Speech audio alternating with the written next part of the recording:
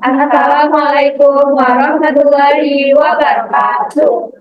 Eh, Sebelumnya terima kasih kepada Ibu Cut Nur Aini selaku dosen pengampu mata kuliah sosial linguistik yang sudah mengizinkan kami untuk mempresentasikan hasil temuan kami di Desa Tegalurung. Di sini kita akan membahas tentang variasi bahasa yang terdapat di Desa Tegalurung. Ya, perkenalkan, kami dari kelompok 2. Saya Versha Desia Nabila dengan NPM 062. Saya Yova Fitri Asin Diningrum dengan NPM 044. Dan saya di Diningrum dengan NPM 12.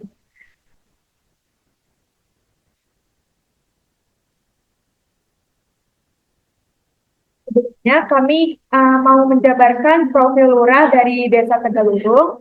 Lurah yang kami temui bernama Pak Tontonan Anwari, berusia 40 tahun dan kami dan besar di Desa Tegalurung. Asal muasal berdirinya Desa Tegalurung. Dahulu Tegalurung tergabung dalam satu desa besar bernama Ciparage Jaya. Di dalam Ciparage Jaya itu ada Ciparage, Sumur Gede, dan Mangguk Jaya. Seluruh wilayah tersebut dipimpin oleh satu kepala desa saja. Dan pada tahun 1982 atau 1983 terjadi pemekaran wilayah yang memisahkan desa-desa tersebut menjadi entitas tersendiri. Dari hasil pemekaran itu, berdirilah Desa Tegalurung sebagai desa yang terpisah dan memiliki kepala desa tersendiri.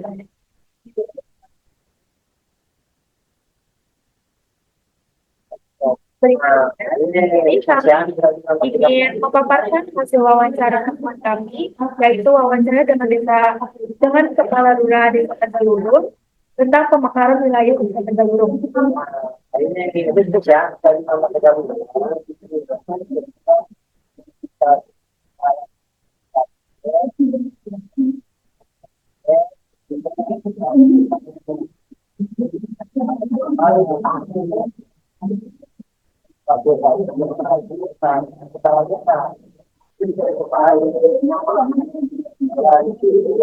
ada pergantian kalau saya lainnya awal kehidupan kita itu kebakaran itu kita adalah tahun siapa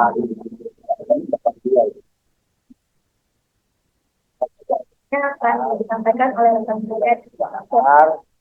Lalu ada tokoh kunci variasi bahasa yang ada di Desa Tegalurung. Kami juga menemui beberapa di antaranya. Yang pertama, kepala desa yaitu Pak Toto Anwari Pak Lurah ya sebagai pemimpin desa dan sebagai salah satu warga yang menjaga bahasa asli Tegalurung. Lalu yang kedua ada masyarakat yaitu termasuk ibu-ibu, anak-anak pengajian sebagai pelestari bahasa Sunda dalam kegiatan keagamaan. Dan yang ketiga, tentu masyarakat asli yang tetap menggunakan bahasa Sunda dalam interaksi harian. Nah, di sini juga ada kutipan obrolan langsung dari hasil wawancara kami kepada kepala desa.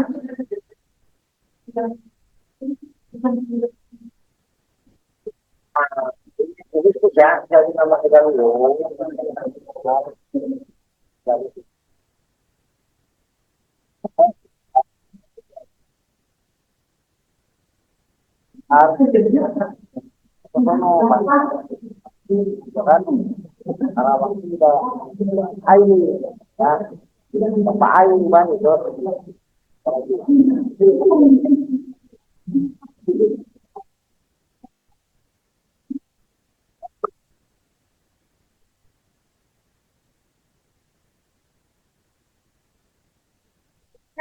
Penyebab bahasa Sunda masih dilestarikan. Yang pertama adalah karena faktor sosial budaya.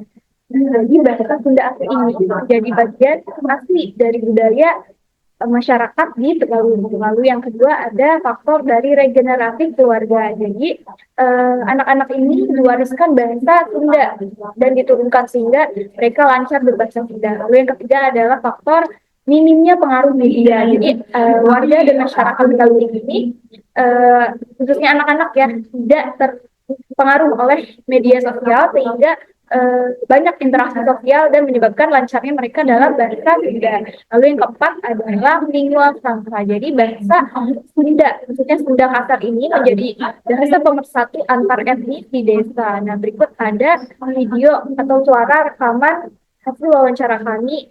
Berikut di antaranya.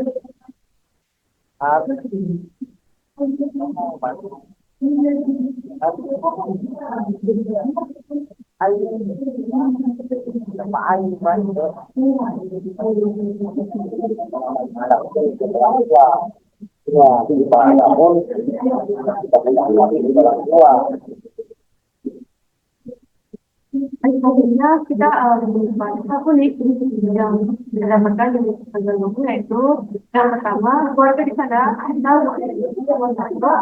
dalam artian keluarga bisa menyesuaikan bahasa atau enggak bisa berbicara menyesuaikan dengan lawan bicaranya. Lalu selanjutnya datang dari lain seperti nama hubungan dan lain-lain kelamaan bisa tidak untuk berinteraksi dengan masyarakat teknologi.